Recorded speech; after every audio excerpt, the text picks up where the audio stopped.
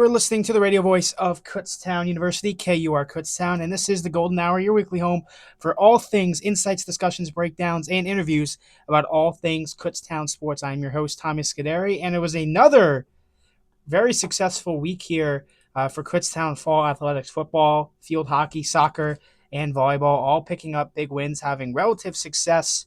We'll dive into each individually throughout the show, but I wanted to start off with an interview with the new volleyball coach, head coach Jason Barshinger. Sat down with us here on Friday, had some great things to say, talked to him for about 20 minutes or so. We have that recording for you now here on the Golden Hour. This is head coach Jason Barshinger joining the Golden Hour.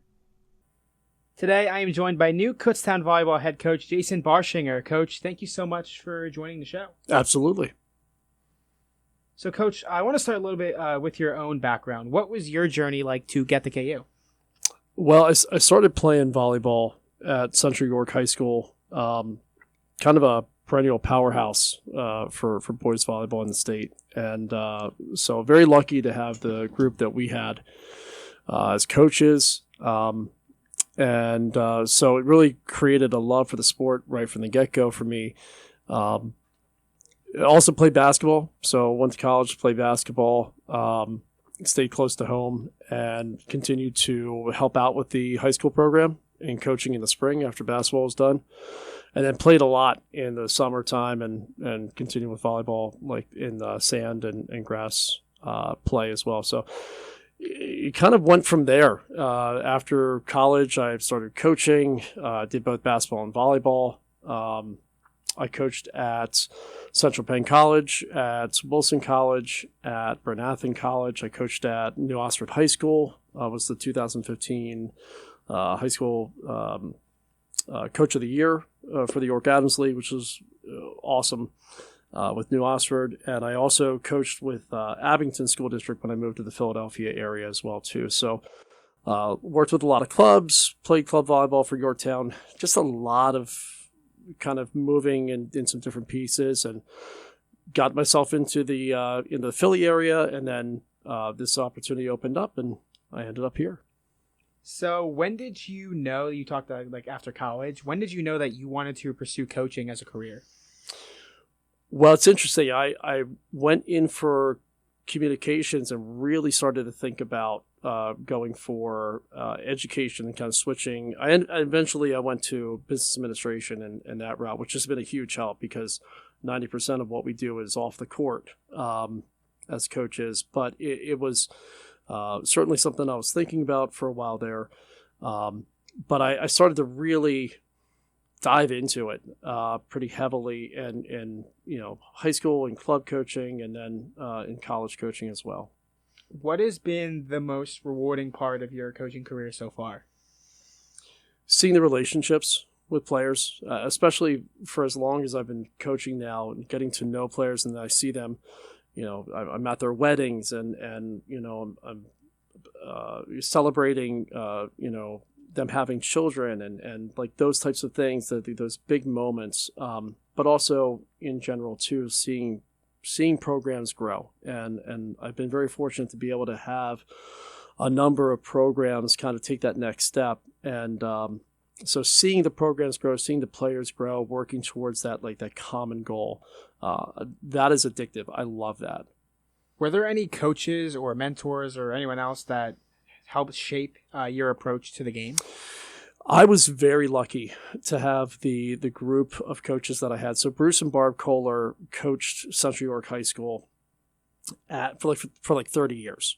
And so I was the last class that they had, which was really cool. But they did it as a family. They did it together as a husband and wife.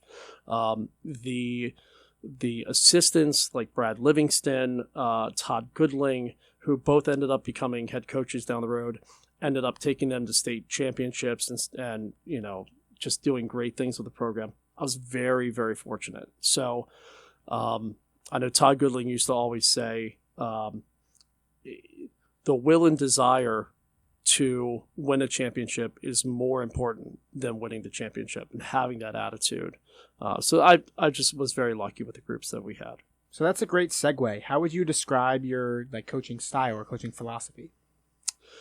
I really try to turn it back to the players and give them the ability to understand that it's their will and desire to create a great program, but they have to do it within their own DNA. We'll try to give them the skill sets. We'll try to develop the system. We'll try to do the very most we can to make the most out of the program and the players that we have. They have to be the ones that buy in. They have to be the ones that say, we're going to be the best version of ourselves each and every night. And so a lot of times we'll turn to the players and say, we're going to do this drill. Why are we doing this drill? Or what do you see within these stats that we can pick out and things like that. So I'm constantly working to try to train them to be a better athlete, to see the game better, but also in that same context, they could take that and put it into different life scenarios. Yeah, and you talked about it a little bit already, but you seem to have a bit of a history here of going to those programs and flipping them around, whether it's a newer program or a program that's been struggling in the past. What's the key to establishing a winning culture? Don't focus on the wins, which is really, really difficult. And that was difficult for me as a younger coach. And I felt like if we just win, that's going to solve all the problems and we'll be looked at differently and things like that. And it takes time. And I had teams that worked really hard that first year in trying to build the right culture, and they did all the right things. They stuck in it. They listened to all my quotes. They all the little things, and it didn't pay off the way that I wish it would have. Down the road, it did for them. And so sometimes the wins come a little bit quicker. Sometimes it's a more of a gradual. It's just the idea of what type of brand of volleyball, what type of brand do we want to put out there? Are we supporting one another? Are we energetic? Are we focused? Are we doing all these little things? Are we doing that stuff in practice to make us better each time? What made Kutztown the right fit for you? Well, I've always liked the idea of smaller universities, smaller colleges in general. And so I kind of was like, I was feeling it out a little bit. Like, do I want to make this jump and everything? What I loved about it is I feel like this is a really great community where we still have like a 20-to-1 student-to-teacher ratio. Like you're not completely lost in who to connect with and where to go. It's big, but it's very manageable. And I love that for my players. What is the best piece of advice another coach has given with you that has still stuck with you to this day? I think the biggest one is if I go back to Todd Goodling, where just the will and desire to be the best is more important than becoming the best. Like and it's not a scapegoat.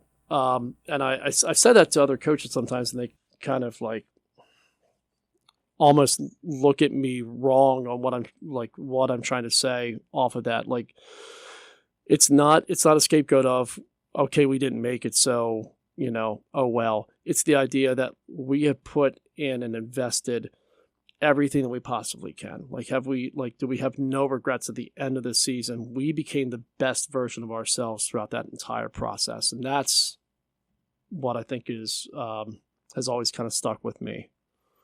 You've already made an impact here at KU. You've taken a one-win team last year too. You just won your 5th last night. You're sitting at 5-5 right now in 2025. What's been working so well to start the year? I think that we have a group that's very hungry to succeed.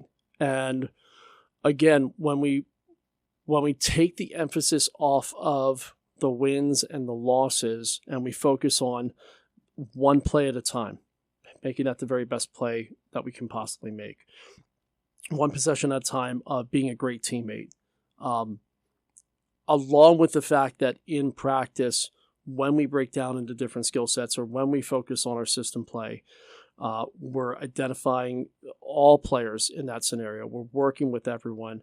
I'm seeing from top to bottom our roster doing things week to week that they weren't doing before, and making shots or plays or defensive plays and things like that we weren't doing a week or two ago. So it's good, gradual growth that we're seeing. I think that's really important.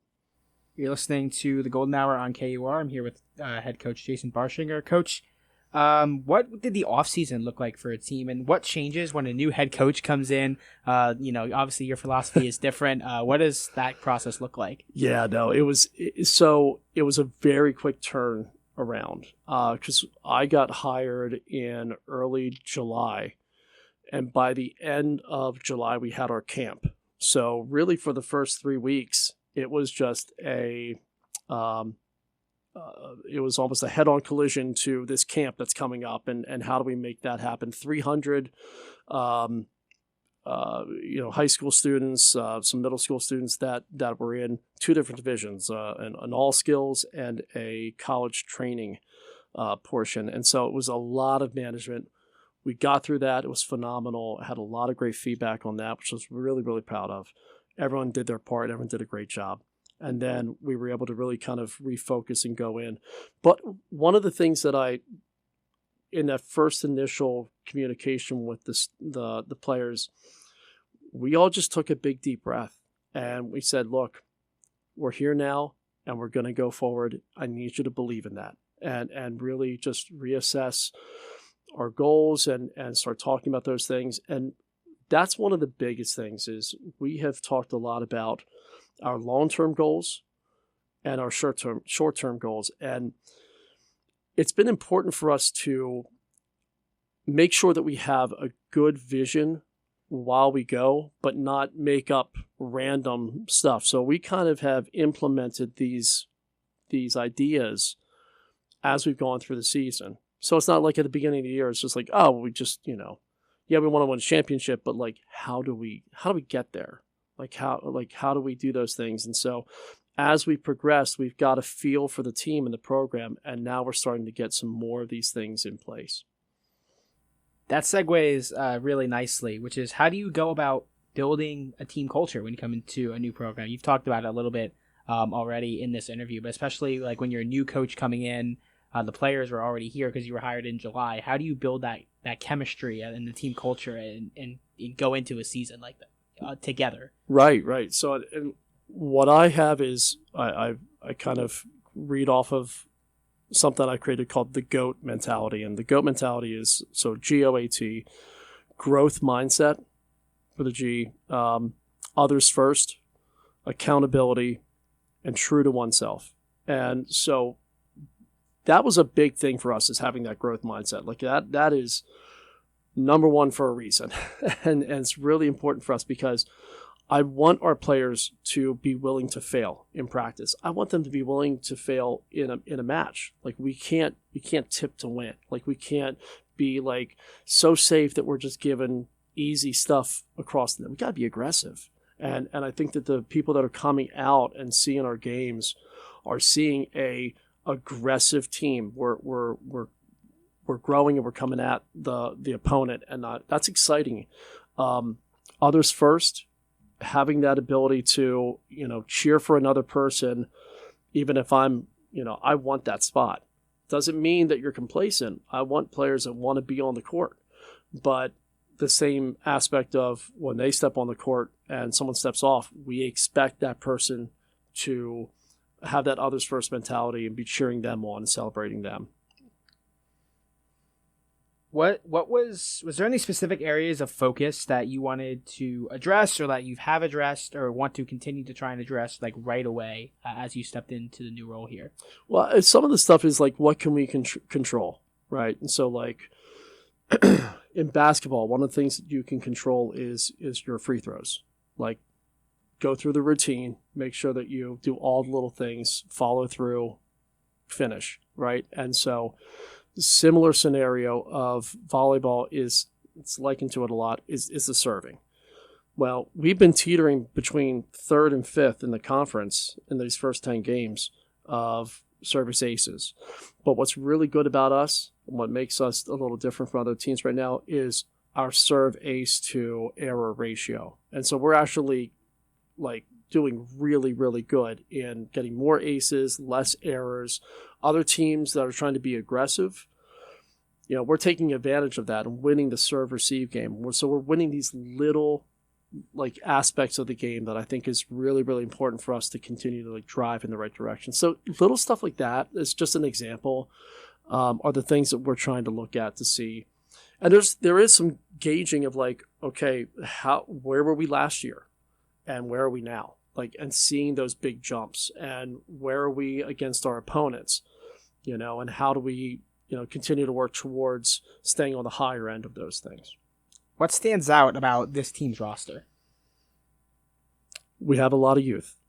And I think that's really, really invigorating, really exciting. The thing that it's the thing I don't talk about a lot, honestly, especially to the team themselves, is because you can get really excited for next year. You can get really excited for 2 years from now or 3 years from now or even 5. Like, we have to focus on now because this team can win now, and we're proving that. So I'm excited about that.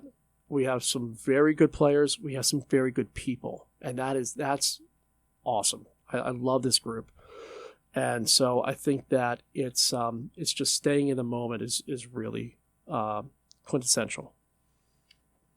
Is there any like specific players that have impressed you so far through the early parts of this season? Yeah, I mean, so the big thing is I try not to get too in depth with, celebrating one player over another, because especially with this team, there's so many good players that can create so many different things and pop in and out when we need them. But stat-wise, it's very apparent, like Paige Skinner has come in and done a phenomenal job swinging the ball,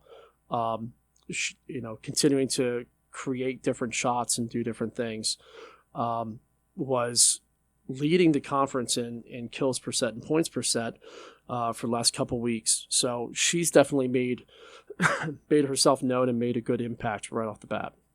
So you talked about how this is a very youthful team. How important have some of the upperclassmen been? There's not a ton, but how important have they been in the transition?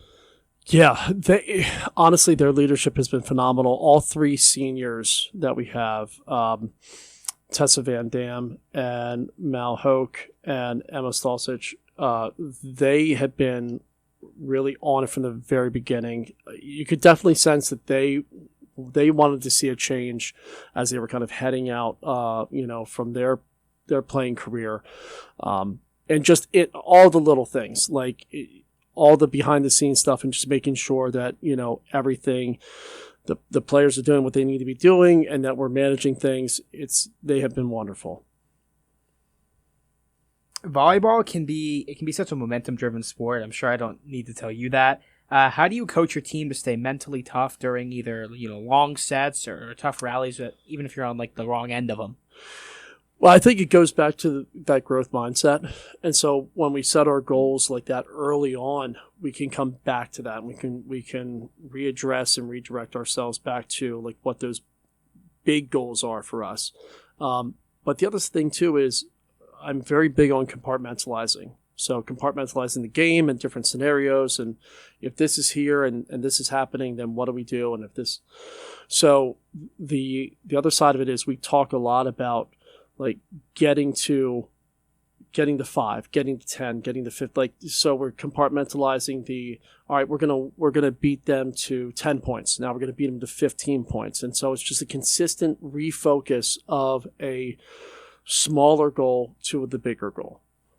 That is a terrific segue into my next question, which is, what has been your message about some of the goals for this season? Obviously, it's easy to come in and say we want to win the PSAC championship, but like certain smaller goals along the way are there as well. What has been your overall message about this is what our goals for this season are? Well, I turned it back to them on it, and I gave them a little bit of time to play, get through some of the scrimmages, get through the beginning of the season, and then, our goal will never change. We want to win a championship every year. If we're not playing for that, then we're not playing for the right reasons, right? So that should always be the end goal. So we turned it around and asked them what their goals are, and they gave things like, no regrets. Like at the end of the year, can we like really turn around and say that we did our best, that we gave our most throughout the year, um, a just do it attitude. Like, just whatever the situation is, if something arises, if it's not the best scenario, we're still gonna like, we have to find a way. And honestly, that goes back to last night, where we had one of our players go down with a pretty tough injury, and I give Tessa, one of our seniors, a ton of credit, and I'm so glad that she's doing well and everything.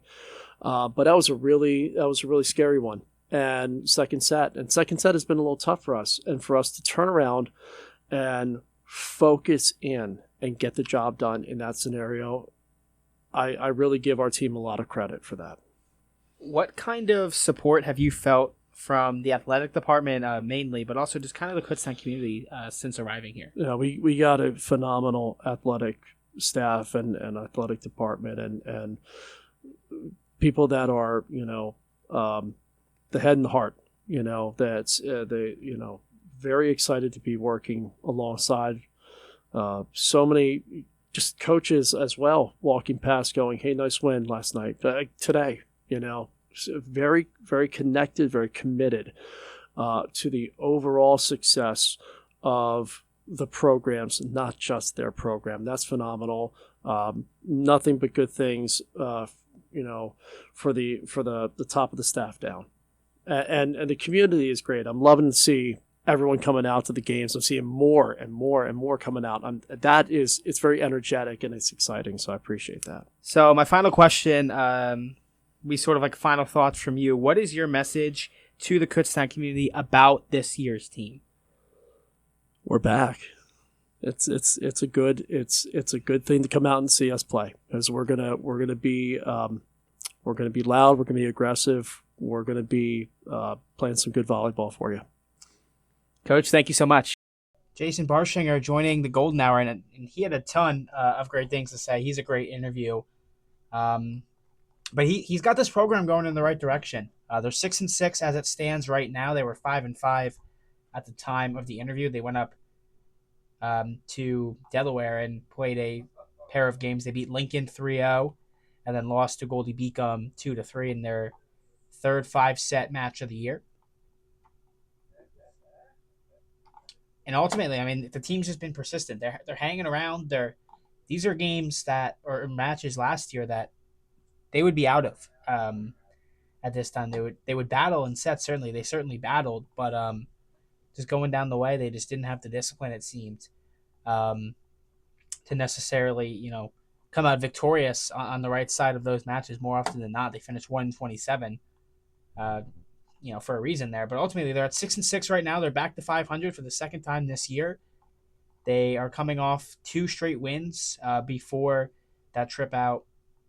They won 3 straight, which the first time they had won more than one set in a row since 2023. That was September 9th and 11th. That ultimately they did so there, and they since then they were not able to piece together match wins. They won 3 in a row, and then had that win streak broken against Goldie Beacom. They head out to Jefferson tomorrow on Tuesday for a 6:00 match up in Philly, or down in Philly, I should say. And then PSAC East play begins with that home match against Westchester on Friday, October 3rd. That is this Friday. That will also be the Morgan's Message game. Every team is having a dedicated game to Morgan's Message, which is all about mental health and athletes. Definitely a great cause. You should look into that if you have not already. Then on Saturday, they have Millersville, and then from there, it's just all PSAC East opponents down the way, except for a brief break to host Felician on October 13th, that being a Monday.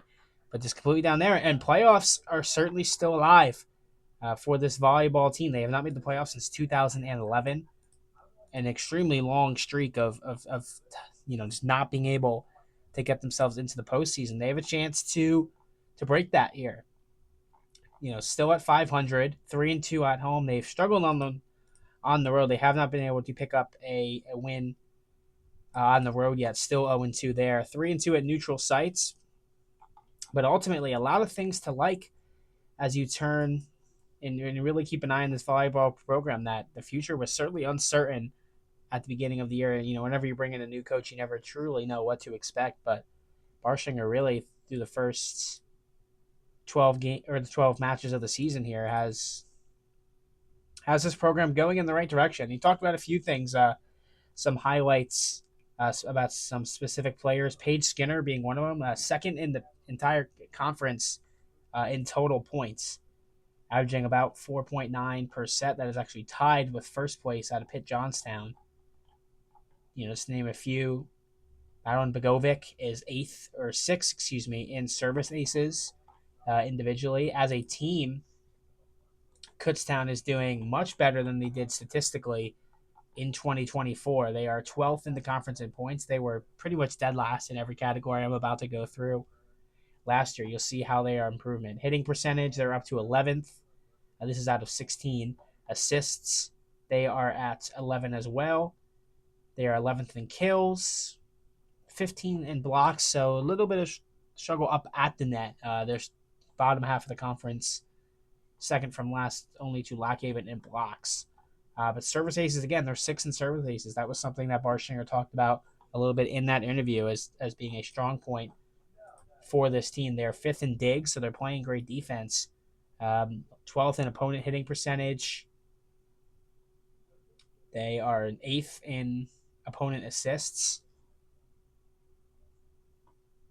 7th in opponent kills. So there's a lot of things to like. You don't want to really point the conference standings at because most teams have not played a conference game.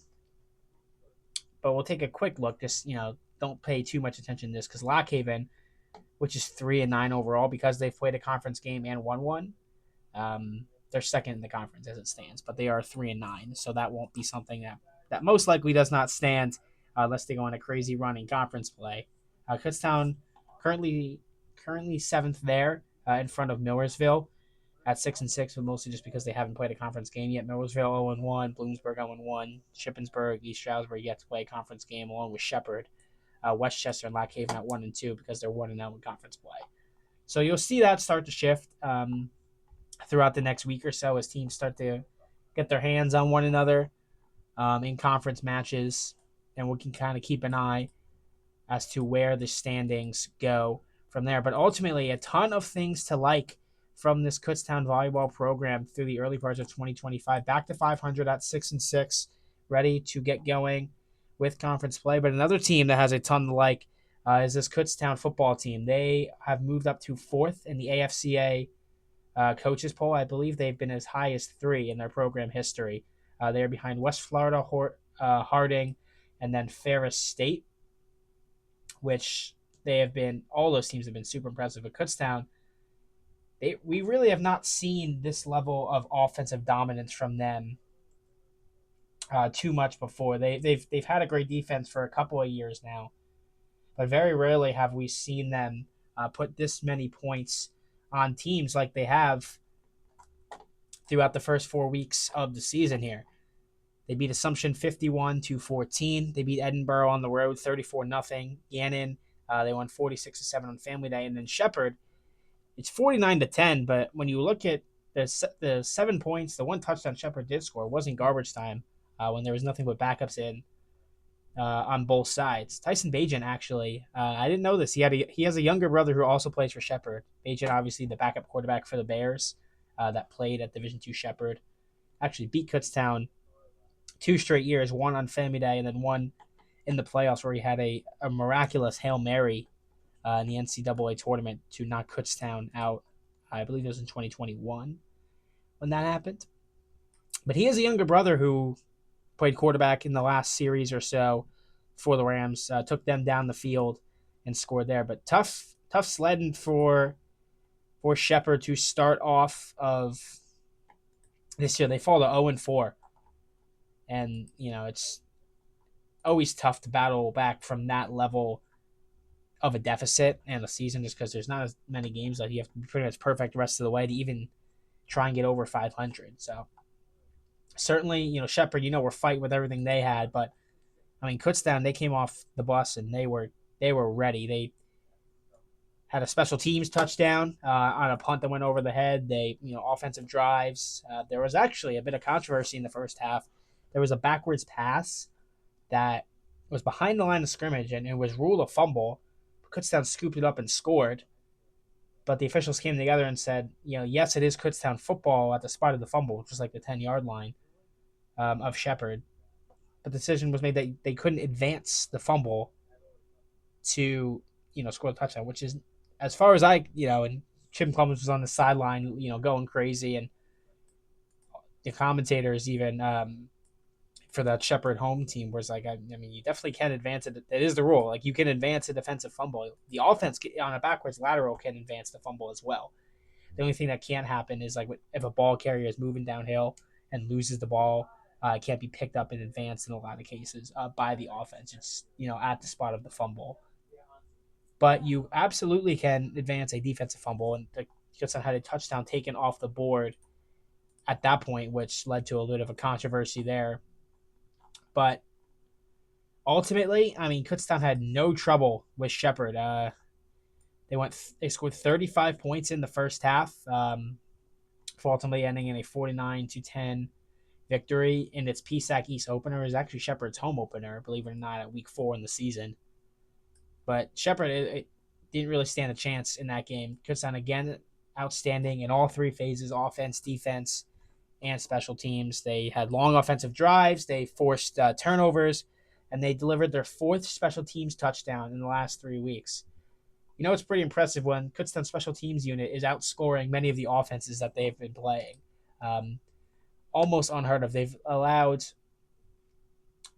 only pretty much only the Assumption game. They did allow 2 touchdowns against Gannon. Again, that was pretty. They did allow a. When you look at really 24 points is what the Kutztown starting defense has allowed on the year. I don't really count the additional 7 on that Shepherd touchdown there when you're just going down your depth chart and throwing in your backups and your backups. I don't really attribute any points that come from that as necessarily going against the defense there. But Kutztown has been on a roll, and I mean, when you look at the rest of the schedule, it is quite favorable for Kutztown, who is now number 4 in the country. D3Football.com has been very high on Kutztown. They haven't been very high on Slippery Rock, and it seems like they may have been right. Slippery Rock lost to California University of Pennsylvania in what was a fantastic game, 45-38. That was the big Division II top 25 matchup of the week. Cal U ultimately got it done. They knocked Slippery Rock down to 14th. Cal U moves up to 6th, right on the tails of Kutztown. Only Angelo State is in between them at 5. Again, Ferris State, the team to beat, at 1. They play on October the 4th at Roosevelt. Harding at 2. They play on the 4th as well against East Central. West Florida at 3. They go out to Northeastern State. And then Kutztown obviously has Shippensburg this weekend at home. But really looking at the rest of this football schedule, it's obviously you don't want to overlook any team, and Clements and company certainly will not be. But it's tough to really look at any of these games and see a loss for KU. Against Shippensburg. Shippensburg struggled. Lock Haven on the road. Lock Haven is a good football team. But it's hard to argue that anyone in the PSAC East is playing football at the same level that Kutztown is right now. Back home against Millersville. Millersville has been struggling for a number of years. I believe just beat Bloomsburg like 10-7 in an ugly game. Westchester on the road. That will be a tough matchup over there in Westchester. Westchester not a terrific football team, but certainly any conference team, they play tough, they play physical, and any road game, you don't necessarily want to take for granted because anything can happen when you're in opponent's territory. The real, I think, test for this Kutztown team will be this East Stroudsburg game on November the 1st. That is a Saturday at noon against the Warriors. Warriors always played Kutztown relatively close. There was a great game last year at East Stroudsburg. That was actually at Kutztown was down 14-0 in the first quarter, which was pretty much their biggest deficit of the year last year before they ultimately found a way back and were able to pull a win out there. They get the Warriors at home before they head out to Bloomsburg on November the 8th, which Bloomsburg has been struggling as well. Terrific facilities up there at Bloomsburg. We're excited to go out there. But game-wise, should be relatively comfortable for Kutztown there. And then the last week of the season, currently scheduled to be against IUP. But if Kutztown continues this path of dominance that we've been seeing, more than likely that will be the PSAC championship game, which will ultimately be from whoever is on top in the West right now, which certainly looks like it will be Cal U after beating Slippery Rock. They have the head-to-head tiebreaker. Clarion lost. IUP has had a loss. So Cal U is the team to beat, and if both teams continue on the path they've been, it will be a rematch of the last year's PSAC championship this year again with Kutztown and Cal U. That would currently be scheduled for November 15th, and that would be if Kutztown is able to win out and win the East. They would host that game. It alternates every year between the East and the West who hosts. Kutztown and the East would host this year. They went out to Cal U last year and won 21-14. They would have an opportunity to potentially see Cal U again, this time on their home turf, protecting a big winning streak. Kutztown, I think I want to say the number's 23. It's been 23 straight regular season games that they have won. They have not lost a regular season game. They've lost in the playoffs a couple times since they actually lost to Cal U on September 9th, 2023. That was by a score of 31-20 before they started this winning streak where they beat Mercyhurst in 2023 before they went up to D1 47-14. They beat Shepherd at the time on the road 20-3. That was when Shepherd was ranked number 13th. Kutztown with 2 losses was not ranked at that time, but certainly was afterwards. And they just continued to put on a remarkable season in 2023. They won the PSAC against Slippery Rock in dominating fashion, 31-7. Went on to face Virginia Union in the first round of the NCAA football championship, beat them 38-14. Beat Charleston 32-31 in a miraculous comeback where they were down 2 scores with like 5 minutes left in the fourth quarter, and ultimately were able to rally, come back, win that game. Go out to Slippery Rock in the quarterfinals, and in a rematch against Slippery Rock, beat them 28-16 before ultimately falling to Colorado School of Mines, at the time the number 1 team in the country, 35-7, all the way out on the West Coast. So that is where the 2023 season would come to an end for the Golden Bears, and they picked up where they left off in 2024. Going unbeaten throughout the year before losing to Slippery Rock in overtime in the second round of the NCAA Division II football championship after winning their second consecutive PSAC title. They're going through the three-peat here, and they're well on their way to doing so through the first 4 games of the season. Take a look at the box score here for this Shepherd game. Kutztown, again, it was a dominating rushing performance. They had 215 yards on the ground only on 25 attempts. They're averaging 8.6 yards per rush in this game. 3 rushing touchdowns, only lost 5 yards. We saw a lot more in the passing game this time around for Kutztown. Typically, it's been very, very run heavy with a little bit of passing sprinkled in.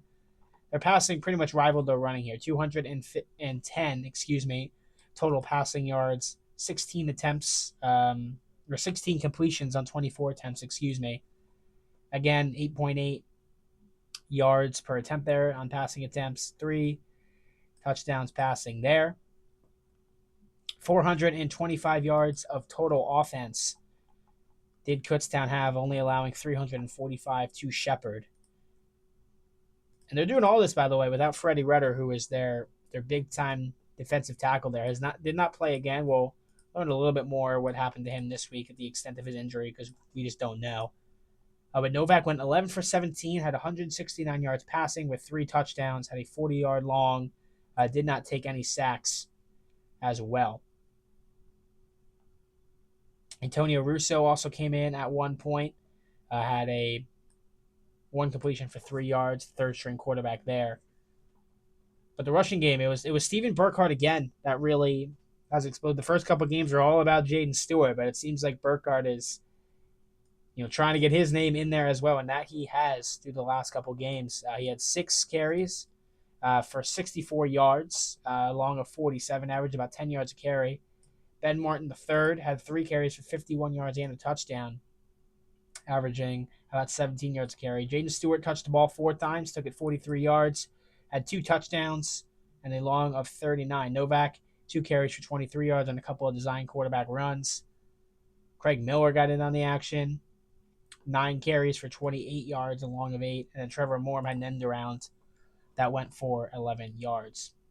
They get the receiving top target was Noah Grisel, which is kind of what we've expected to see from this Kutztown football team through the first couple games of the season. We have not seen Crisilla too much, but we really saw him. We really saw him last week or this past weekend against Shepherd. Had 5 receptions for 92 yards along a 40. Luke Sabo had 3 receptions for a touchdown grab, totaling 62 yards. Rich Pacheski had a grab for 20 yards. Stephen Burkhart had 2 catches for 17 yards and 2 touchdowns. Jaden Stewart had a catch for 4 yards. Benny Lyles the third had a catch for 3. Luke Maxwell had 1, and then Trevor Moore was targeted once, but no receptions there. So Novak really spreading the ball around like we've continued to see here. I want to get the conference stats up here and take a look. Kutztown, number 1 offense and defense in the PSAC, only allowing an average of 7.8 points per game against opposing offenses. They're scoring 45 themselves. IUP has 40. Clarion allows 30 or scores 36. Slippery Rock 34.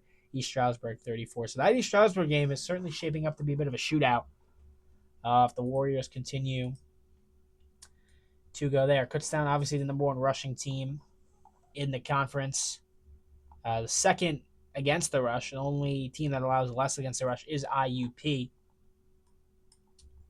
As Kutztown still has a little bit of work to do in the passing game. They're actually dead last in the PSAC in passing yards per game, which I guess when obviously they're still the number 1 team in the PSAC, so certainly the running game is working well for them. But when you run as well as you do, you don't need to throw as much.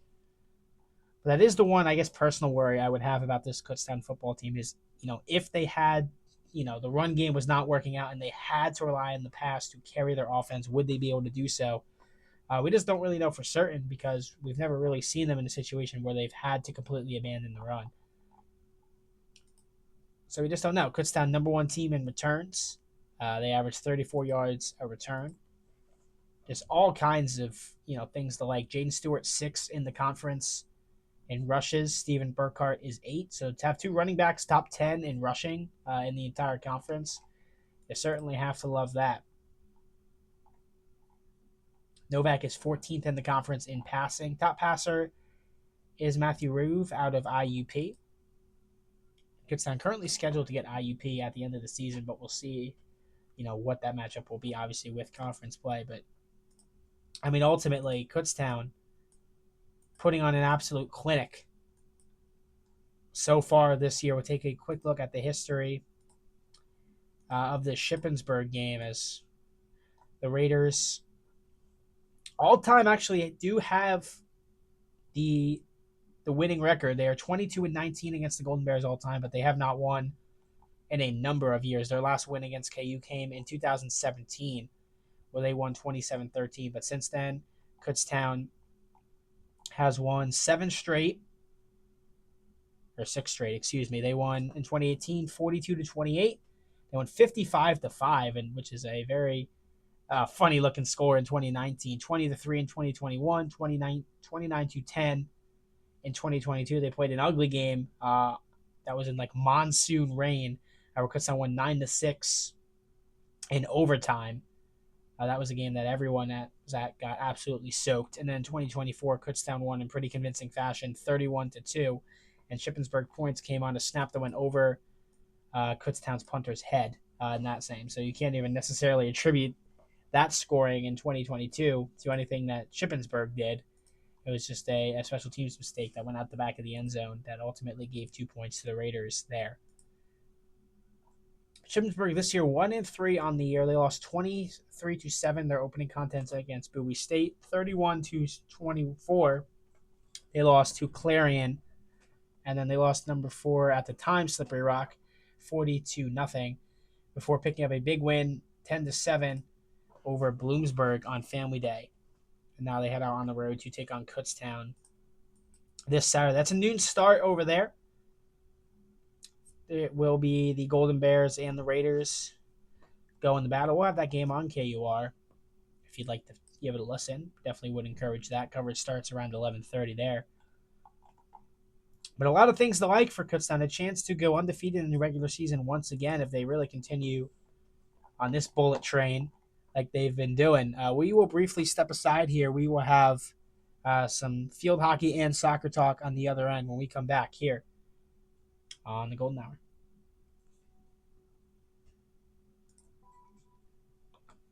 Welcome you back to the Golden Hour. I'm Tommy Scuderi here with you as we talk field hockey and soccer to close out this back end of the show here. And the field hockey team continuing to just impose their will on anyone they really come across. They advanced to 9-0 on the season. They have dropped in the national poll. They started at number 1, but have not by their own. I mean, they have not lost, so it's not like they've necessarily done anything wrong there.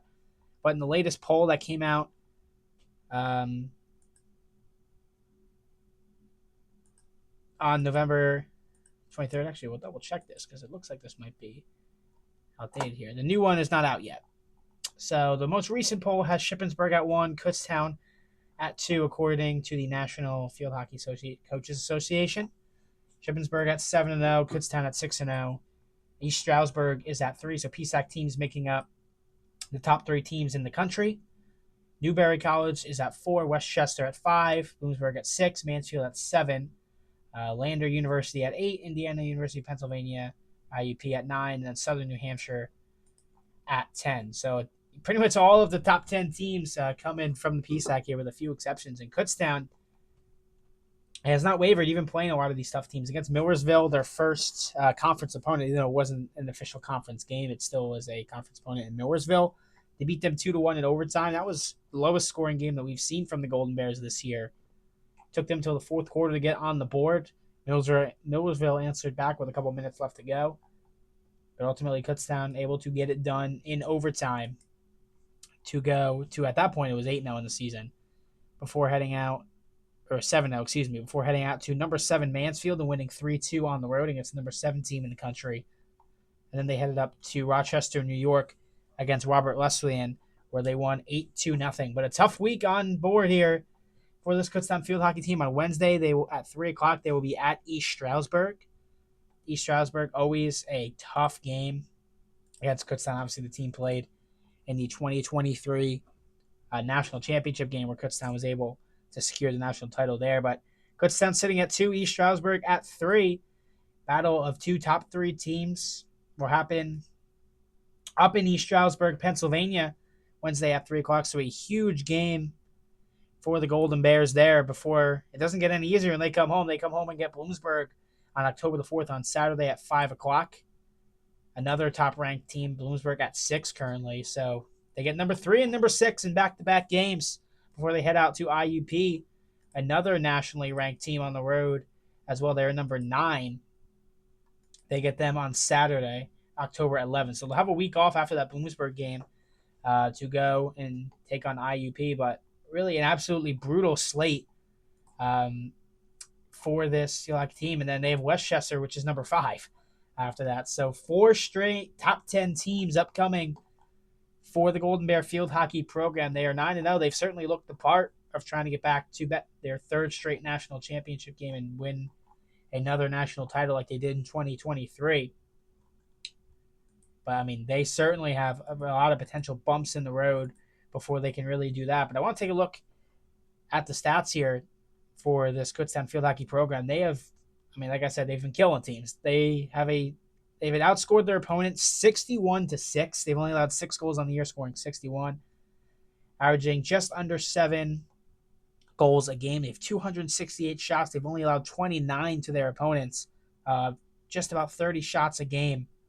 They are just peppering the cage, and it's paying off.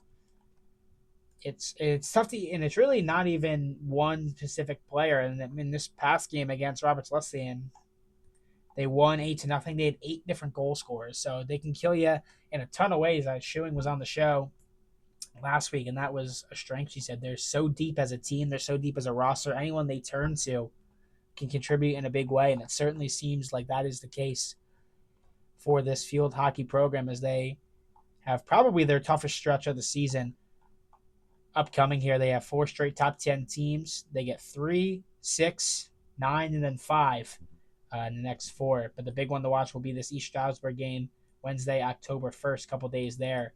That will kind of set the tone of what to expect, I think, before they come back home to Andre Reed Stadium on October the 4th to take on Bloomsburg. So a lot of great field hockey upcoming here on your back doorstep. Definitely make sure you're tuning in and checking out this field hockey program as we turn to women's soccer to round out the show here on the Golden Hour. 5-2 on the year so far, 3-2 in conference matches. They have most recently dropped to Westchester 1-0 as they are now deep underway in PSAC East play.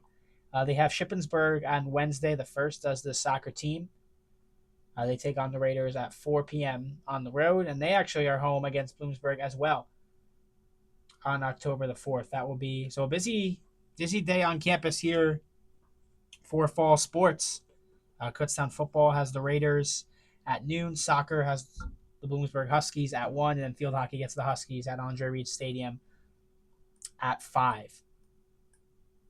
So certainly a busy day this Saturday upcoming, as Shepherd will be next in lineup in Shepherdstown, West Virginia on October the 8th for the soccer team.